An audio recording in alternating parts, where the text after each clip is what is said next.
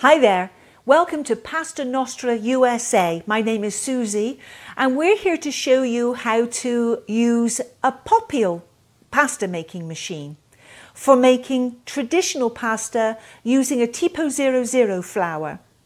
When I first got this machine, which was the very first machine I ever got from when I returned from Italy to America, I found it in Goodwill. And I was surprised because I'd never seen a pasta making machine. I'd always seen pasta being made by hand. So I was really excited to buy this one at a whopping $7.99. And it came complete with everything I needed to create a pasta. It also came with a recipe book in which it recommends you use all-purpose flour, which I did. And it didn't come out the way that pasta comes presented to you in Italy. It tastes very, very different. Pasta made with bread dough or all-purpose flour is a little bit doughy. You still create pasta, but it's not quite the same. So if you want an authentic Italian pasta, I'm going to show you how to do that. But first of all, we're going to go through the little steps and talk a little bit more about this machine. So I just disassembled it because I wanted to show you how to assemble it. There's a certain order to the way that you assemble this machine. But I just want to point out something before we start. On the Popeil, you have a button here, off button, and then you have mix and ext, which stands for extrusion. So it's important to have it switched off while you assemble the machine. I know, I've just stated the obvious, but it is important. So we're going to put it together. First of all you do with this one is you just slide in the mixing bowl. And just make sure it's sort of snug. If it's not snug enough at the back here, the machine won't turn on. So you just want to make sure it's just snug there. The next thing you do is you assemble these pieces. That's the corkscrew, which is the extrusion portion. Pasta drops into here and is extruded out through the machine. It goes this way round with the screw portion facing away from the machine. Then the paddle. This is an interesting little paddle. A lot of pasta machines have lots of different paddles on them like this, and it helps to mix the pasta. Very different to mixing bread dough. Okay, and then that just sits in there. It does.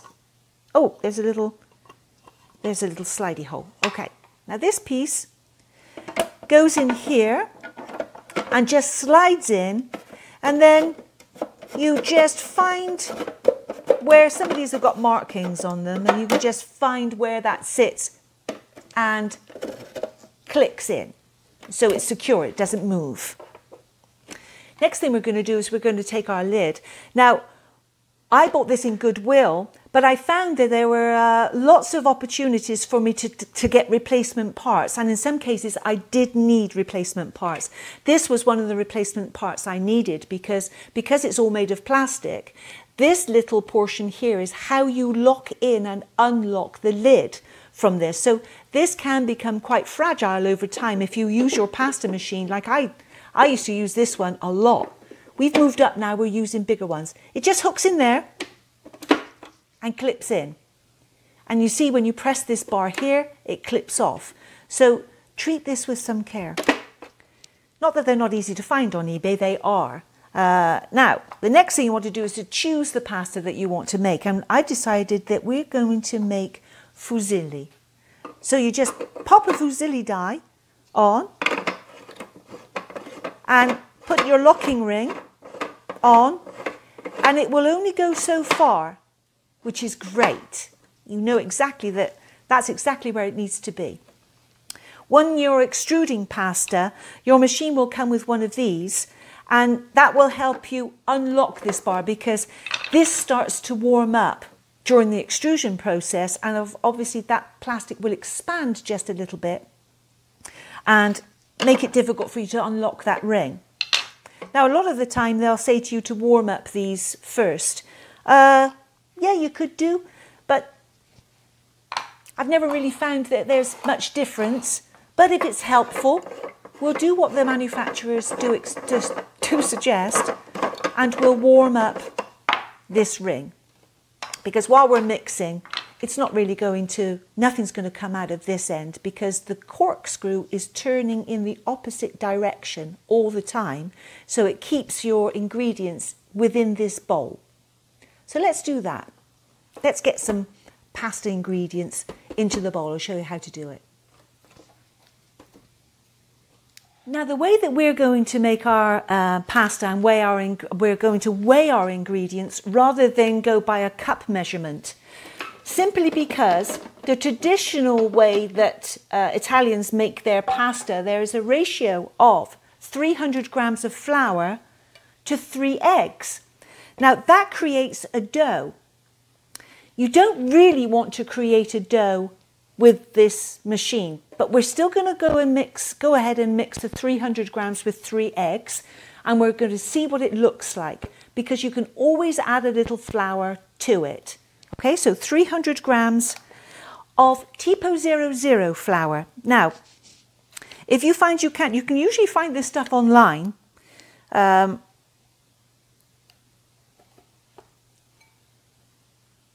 Okay, here we go, 300 grams.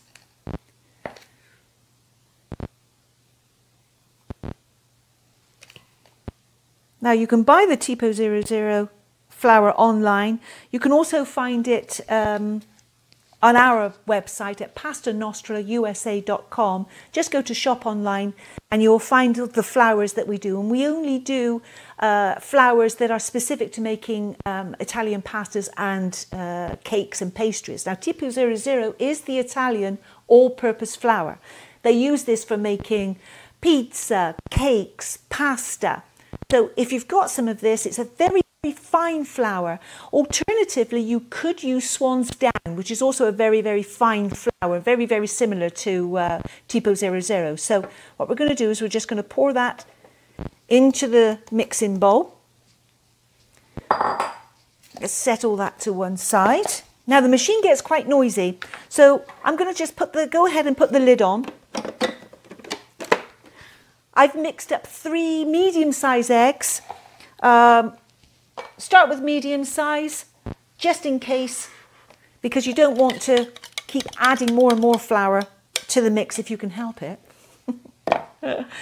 So start with 3 eggs. So we have 300 grams of Tipo 00, 3 eggs, 1 egg per 100 gram.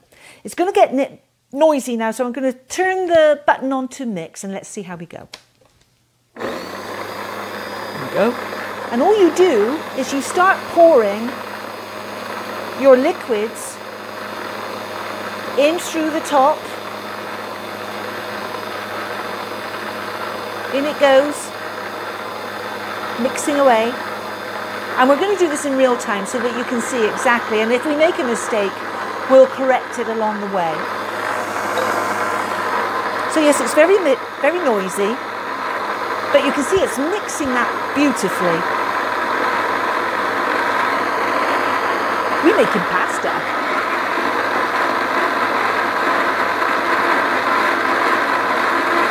Now you want to give it some time to mix because it does take a while for pasta, if you're kneading it by hand, to actually reach the right consistency. So you need to be a little bit patient with it. You are a noisy little thing. Now if you find that your pasta doesn't reach the right consistency and it still seems a little bit too dry, at that point then you want to add water rather than egg. Because if you start to add a whole egg, then you have to add more flour and then it just gets too big.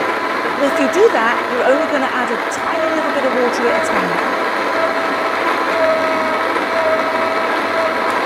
Now, if you see the YouTube videos that Popeil put together, he tells you that the mixing process takes about 4 minutes. Well, we can wait for 4 minutes.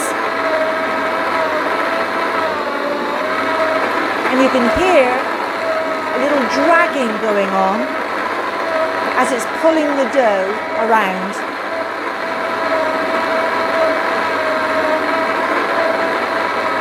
Now, meanwhile, while that's mixing, I'm going to take my fusilli and dunk it in some hot water. So could you keep an eye on this for me?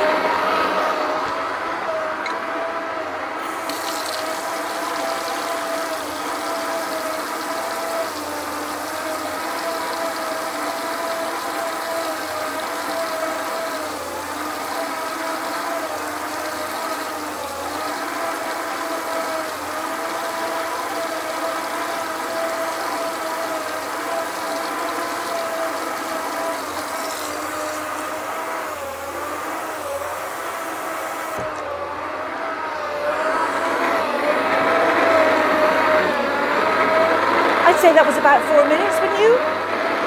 And we've got a nice dough. I'm just going to test it.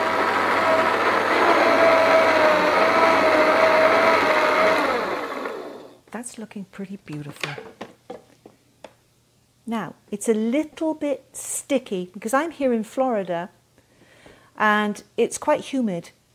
So it's a little bit sticky. So I'm just going to dust it a little bit with flour. It's actually better to do it this way around than to be adding more liquid. So just dust it, maybe about a tablespoon of flour, until we get the right consistency. And as I say, we're going to do this in real time. I'm not going to omit any mistakes. Let's go again.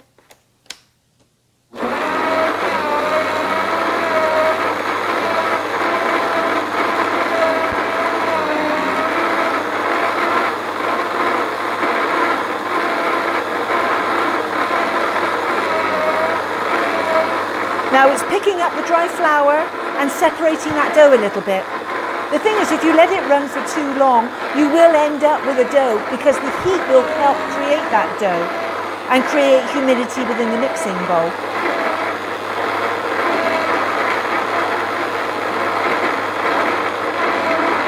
And you know what? I think we're there. You're looking good.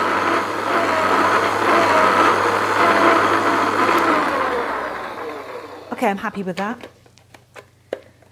Let's just separate that off just a little bit. Actually, you know what? I know I need to let that mix around a little bit more.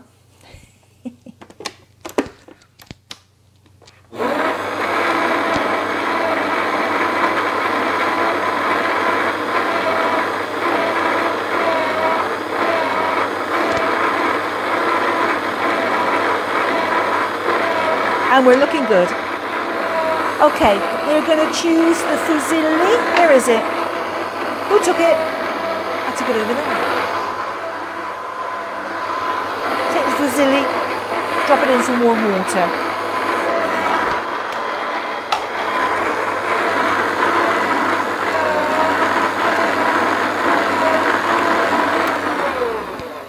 Now I think we're good to go. So keep the lid on and start to figure out what pasta you want to make.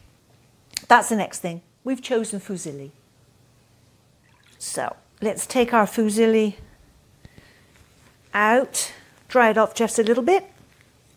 The great thing about this machine is that you kind of teach the kids how to make their own pasta. How simple is this? You can make enough for dinner, and I'm going to, when we make our fusilli, I'm going to do some fusilli and I'm going to do some shells. But I want to show you that a lot of the time the kids are served pasta when they're very, very young, simply with just a little bit of butter thrown over the top of it. Now, I'm going to need a knife to start cutting my fusilli, and I'm going to show you. Let me just get a knife. I want a sharpish knife. Doesn't need to be too sharp. Okay, now I'm left-handed. I'm right-handed, and I usually work this machine the other way round, but my plug won't fit. Anyway, so now we switch it from off to extrude, and you'll see the first extrusion of the pasta when it starts to come out is a little bit tatty. But you just chop those ends off, and you can put those back into the machine. And there's a little handy spot here that you can just push the pasta back into. And it will just extrude it again. Now, quite often when you make pasta, you want it to rest for just a little. And I'm sort of tempted to do that, but we're going to do what they recommend for this machine, and we're going to see what happens when we start to extrude the pasta. Because you can always let it rest on the counter once you've made it. Okay, I've cleared the decks just a little bit. Let's get extruding. It's going to get noisy.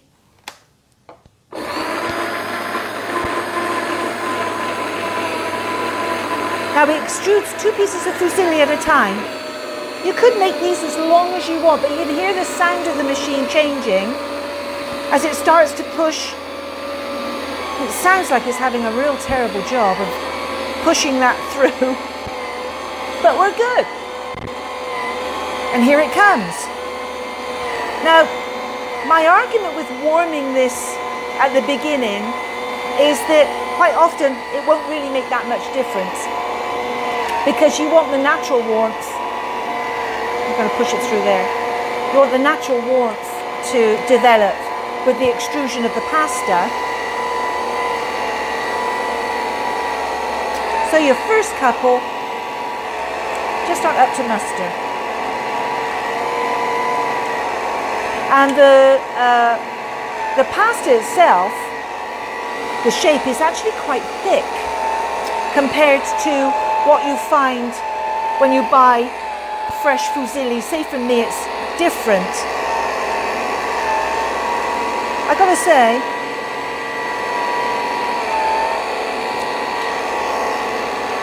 I'm not as impressed with that as I wanted to be. But you know what? You could have your own pasta shape. Just keep that going and make it as long as you like and not have fusilli at all. It's not twisting the way I want it to. And in fact, it all comes back to me now. I used to twist each one of these by hand, so you'd end up with this. That's not really the aim of the game, is it? So, what we're going to do is we're going to pop that back in. And it's nothing to do with the pasta that you've made, it's more to do with the die itself. So we're going to swap this die out and swap it for another one. I want to do pasta shells. I'm not going to bother to warm it, warm the die. You just pop that off, take out any excess pasta, pop it back into the machine, tidy up around the rim a little bit, and we're going to do a pasta shell instead. So fusilli, no, we're not impressed. Now the pasta die for the shell looks like a little smiley face. So let's see how we go with that, shall we? Here we go.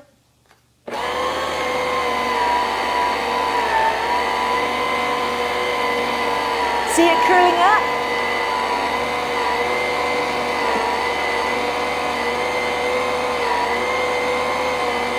And then it'll curl up against here and just expand and bubble out until you have a little pasta shell.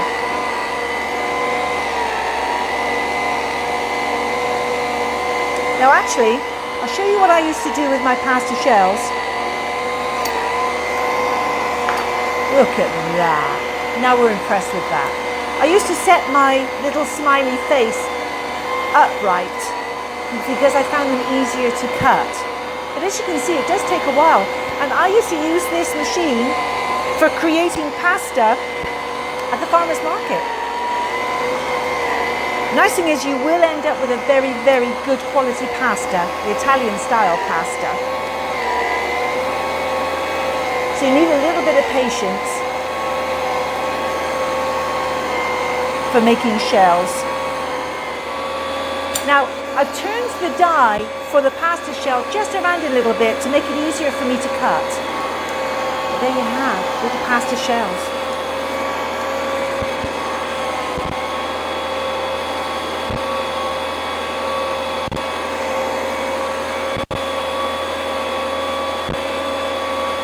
Now the pasta dies itself, the pasta is actually quite thick, but it still doesn't take very long to cook. So that's a couple I'm going to show you how to stuff later in another video maybe. So one more and then we'll swap out the die for something else. So those are conchiglioni. Okay, let's chop that one off. Pop those to one side. And take this die out and choose another one.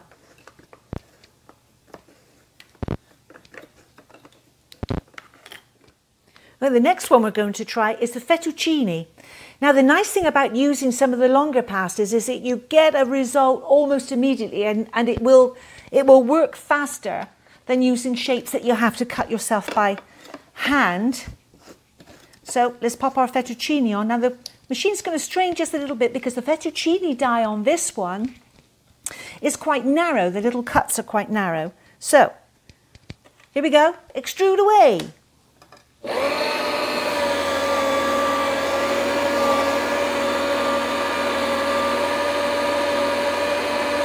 Look at that, the dough has come out beautifully creamy.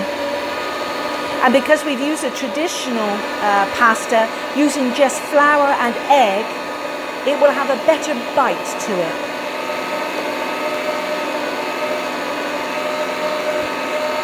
Now, because it's humid here, sometimes your dough can get caught up around these little paddles. And if you watch that, you'll see that the idea is that the paddles separate off the dough and then drop it into the little hole there. It doesn't always often work that way.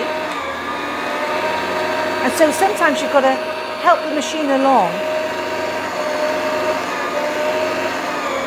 But it's doing a good job.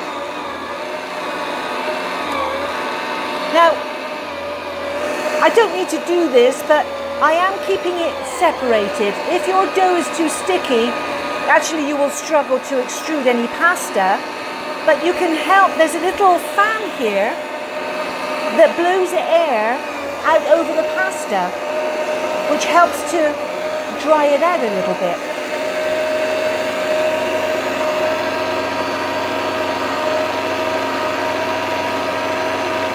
Yeah, my dough got sticky. It is warm in here. And in fact, the machine is creating more humidity in my kitchen.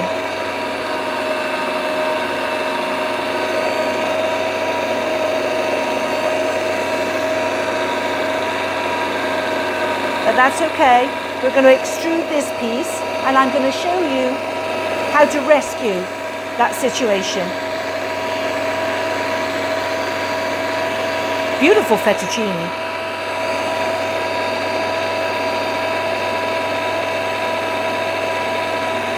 There's still dough in the corkscrew area and it's still coming out. So, but now there's no more coming out, and so I'm going to switch it off and cut that off. Okay, there's your fettuccine. Beautiful. It's actually a nice Roman fettuccine. A lot of fettuccines, in fact, the machine that I have, that I use now, makes quite wide fettuccine. I'm going to show you how to rescue this. What you need to do, it's got a little bit sticky, is to add a little bit of flour and then mix it back again. Now, this has got nothing to do with the amount of eggs that we've put in at the beginning. This has got more to do with the humidity than anything else. And okay, let's mix it.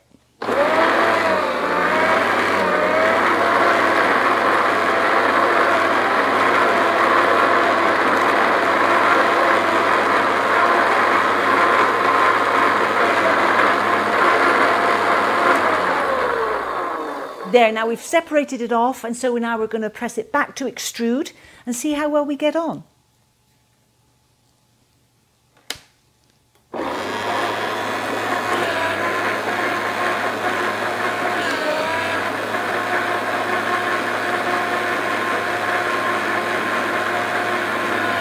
So the pasta has separated itself just a little bit, and we're hoping it's enough to drop it into that little hole there. And it is, dropping it in there a little at a time.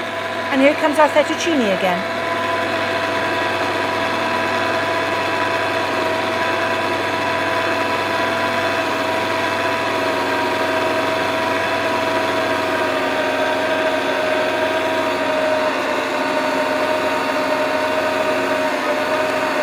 Beautiful. It takes a while, and of course, because it takes such a long time, it creates quite a lot of heat. And so the dough can get sticky quite quickly. But we're still getting fettuccine.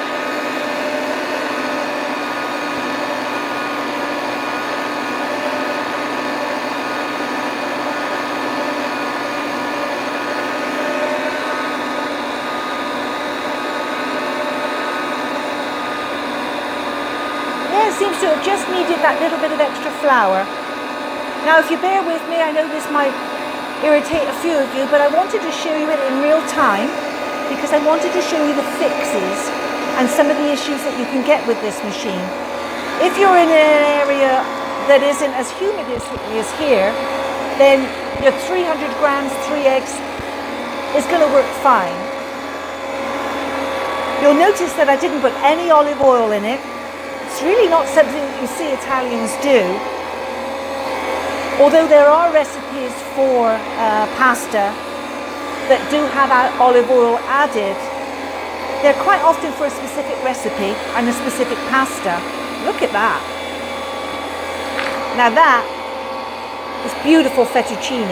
It took us a while, but beautiful. Very pleased with that. Now I want to show you, I'm going to keep making fettuccine because I want to show you how this bowl empties itself. And then we'll cook something up later on with our fettuccine.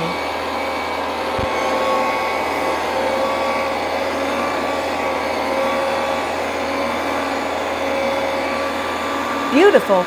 It's now just needed that little dusting of flour, just enough to help it through.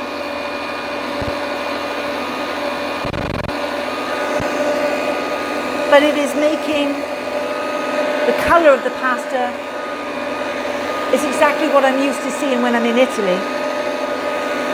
But I've never seen any of the family use a machine, so this is really exciting. When I first found it, I was using it all the time. In fact, I had 4 of them at one stage because I started to make so much pasta for the farmers market at Rockledge Gardens. And this is how I did it.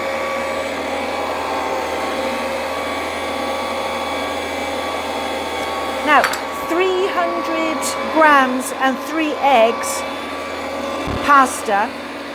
In Italy, we'll make 3 portions.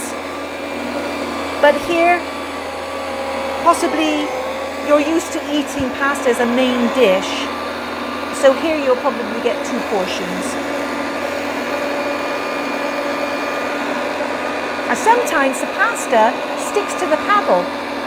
Just got to go in there, free it, start the machine again, and then you're good. And quite often it will unfree itself.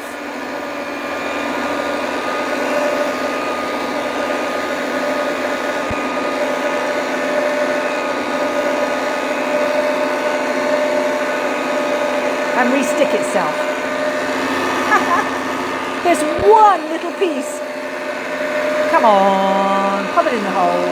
Pop it in the hole. Yeah, I might have to go in there and help it along. And I'll show you how I do that. I used to do this so often.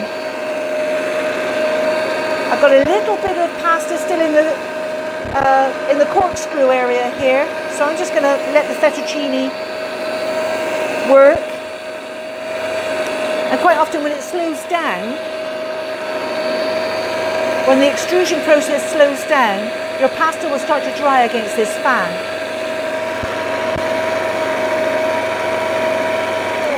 Okay, I'm going to go in there and I'm going to get that stubborn little piece into the machine. I'll show you how I do it. Just make sure it's turned off.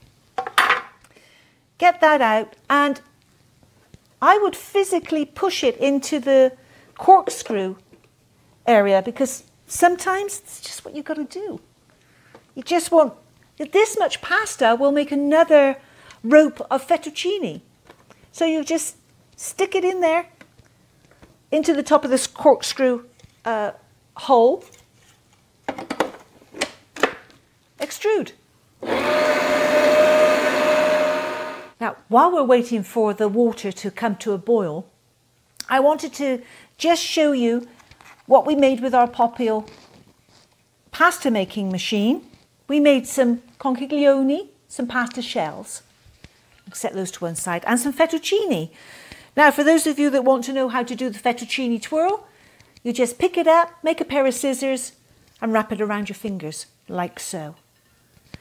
Pick it up, wrap it around your fingers, like so, just like that. And each piece is pretty much a portion for the Italian table. So we're going to show you how to make Alfredo. Now, a lot of people ask us about Alfredo. Do I make an Alfredo sauce? Is fettuccine good with Alfredo sauce? There is no such thing as an Alfredo sauce. So I'm going to show you how to make Alfredo, the traditional Roman way that Alfredo intended it to be made. Now, for our purposes, I'm just going to get a mixing bowl. It is butter and Parmesan cheese. Now, you can't use a Parmesan cheese that's already been grated because it tends to dry a little bit. So we're going to grate some fresh Parmesan cheese. In fact, do you know what? I'm going to do it in here, in a frying pan. In Alfredos, they do it in a bowl, but I'm going to do it in a frying pan. So we're going to take some Parmesan cheese and some butter and put it in the bottom of our pan to get it ready for when the fettuccine is cooked. It doesn't take long to cook this stuff. Now, the story of Alfredo sauce is actually quite a nice one. A man called Alfredo in Rome, his wife was pregnant and she couldn't eat anything. And so he was desperate to try to find something for her to eat. And he came up with a dish of fettuccine and butter. And she ate it. And in the traditional way, Italians add cheese and Parmesan quite often to their pasta, and it became a mixture of butter and Parmesan cheese. So I've got quite a slab of butter in here. You can't skimp on butter or cheese when you're making Alfredo. We're only going to make a small portion. So this seems like a lot of butter, but we're going to have it ready, and it's going to melt when we add the Alfredo to this. So I'm just going to grate some Parmesan cheese into our frying pan here. I'm not going to cook in this pan. I'm just using it so that you'll be able to see exactly what I do. Because the other art of making Alfredo is to have a pair of forks handy, because you're going to turn the fettuccine over and over and over and over in the butter and the Parmesan cheese. And we've got quite a lot of Parmesan cheese, so we're going to just keep going for our particular purposes. Beautiful. You can still go to Alfredo's restaurant in Rome. Actually, there are two. He's dead and gone now, but he's left quite a legacy. I've never been in there myself, but I know friends who have. It's actually very difficult to get a reservation there. So if you are coming on one of our trips and you want to go to Alfredo's, we need a heads up pretty well in advance. Okay, don't think I'm going to need any more Parmesan cheese. So I've got equal amounts of Parmesan cheese and butter ready in the pan. All we have to do now is wait for that water to boil and get the fettuccine on. Our water has come to the boil. So we're going to add some salt. We have some Parmesan cheese and some butter in this pan here, but it's a cold pan. I'm not going to warm this pan through at all. We're just going to drop some of our beautiful fettuccine into the water. I'm going to just take a little bit of it. It would be around about an Italian portion. Move it around a little bit. And it's not going to take very long to cook. I'm just going to test this a little bit. Sometimes you can tell by the feel of it. And if you make a lot of pasta like we do here, you can tell when the pasta is cooked. Let me just fish a little bit of that out. Ow, ow, ow. Ow, ow, ow, ow, ow. Okay. Not wanting to come to mama. I hear that. Let's try another piece. I'm going to take the whole thing out. Let's just take that out. I'm just going to sample it to see what it's like. Okay. Now, that is pasta al dente. It's got a beautiful chew. It's not doughy at all. We're going to lift that out and put that into our butter and Parmesan cheese. And as soon as we do that, we're going to start turning it with our fork. So do you see that only took, the water didn't even have time to come back up to the boil. So we're just going to pop that in there, and then we're going to start turning our fettuccine Alfredo in the butter, and the butter will melt down, and it does take quite a lot of turning because you want everything to just melt together. There's a particular art to this that I don't necessarily have. But just mix it all up the best you can. In Alfredo's restaurant, what they do is they have like a little turning motion, which I have obviously yet to master. Now, the butter helps to cream out that Parmesan cheese. And already I can see that the Parmesan cheese is melting. If you're a little bit concerned about it not melting enough, or if it's not saucy enough for you, then take a little bit of the pasta water and add it, and that will help things along. Okay, now you can see that there's a little bit of a sauce. Look at that. And this is Fettuccine Alfredo. Okay, it's not perfect. It's not the way that they do it exactly at Alfredo's restaurant, but I just wanted you to know that it's not a cream sauce at all. And see that beautiful creamy texture that's being created at the bottom. Beautiful. Okay. I think we're ready to taste this now. Here we go. And I'm going to show you the twirly whirly whirly trick that we do with our pasta. This is our Fettuccine Alfredo ready to receive the plate. All you do is you take a ladle and you scoop up your Alfredo. As you can see, this is pretty much a portion of Alfredo. You want to just turn and turn and turn and turn it into the ladle until you've sort of got all the strands in. And then stick it on a plate and you make a little volcano, a little Vesuvio of pasta. And how pretty does that look? How about that? And that's our Alfredo. I'm going to take a little bit of the cheese and put it on the top. Quite often the Italians serve their pasta with olive oil at the table. So we're just going to drizzle that in some garlic infused olive oil that is also available at the store and online. And I think it's time to dig in. Time for that all-important tasty shot. Yay! So here we have a pile of Alfredo. We made our fettuccine using the Popeil machine, and we cooked it.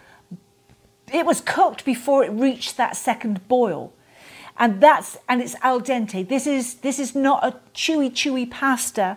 And if you make it using the Tipo 00,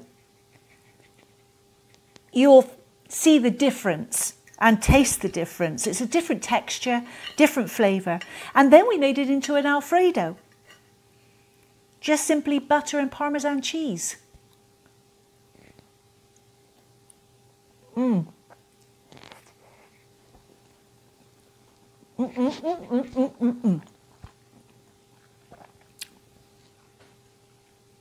When people talk about al dente and a bite to the pasta, this truly has it. If you use Tipo 00 and eggs, you will get this lovely textured pasta which is what we're used to eating in Italy. Oh, excuse me as I go straight in again. So let me just recap. It's 300 grams of Tipo 00 flour, 3 eggs. And if you're in a humid area like we are in Florida, you may need a little bit of dusting flour just to help it along in the machine. And you end up with this beautiful pasta, which is, we've turned into an Alfredo. It's so good. We've turned into an Alfredo, butter, freshly grated Parmesan cheese. Mix it all together. We drizzled it in with some garlic olive oil, which actually has sent it into a different dimension altogether. Beautiful pasta. Buon appetito. So we're going to say farewell to you for the moment from Pasta Nostra, USA, until the next time when we're stuffing our faces and making pasta.